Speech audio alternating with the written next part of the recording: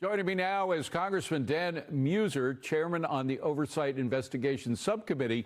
Congressman, I've got questions I'd like to ask her as well, but if she comes into the committee, what question would you like to ask her?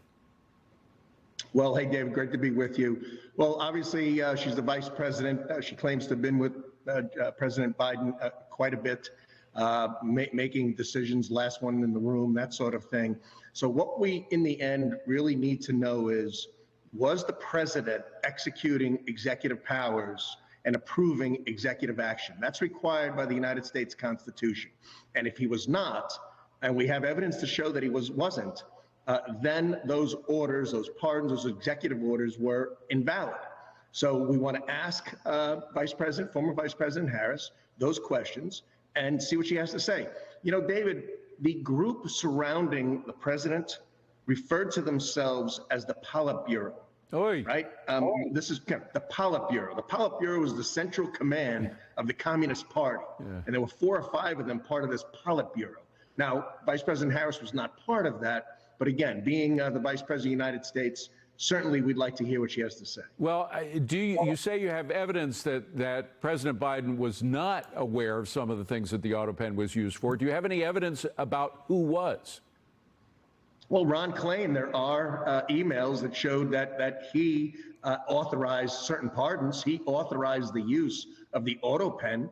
And there were hundreds of these auto pen pardons, by the way, if not thousands, particularly after Joe Biden dropped out of the race.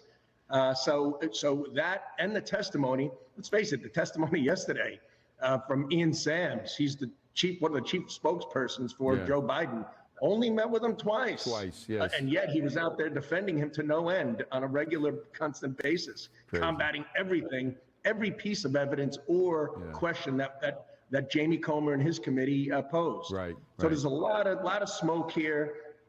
We just got to see if the president of the United States actually was the one executing these orders. If not, they were invalid. And those that did those authorizations, I think, are going to be in a certain level of trouble. Yeah, it's going to be interesting to see if you can claw back those pardons. But I want to switch to an economic issue, which is the idea of rescissions. Now, we have had a rescission package, $9 billion. That's not chump change, but in Washington, maybe it is.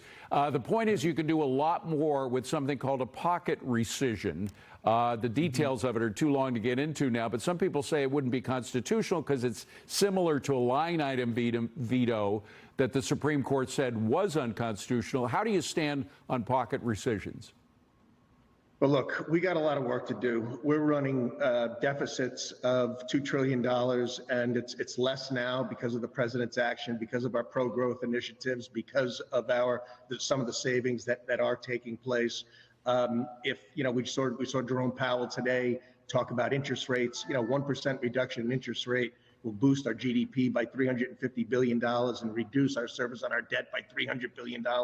That's serious money. But to your question on rescissions, it is something that is permissible under our congressional provisions.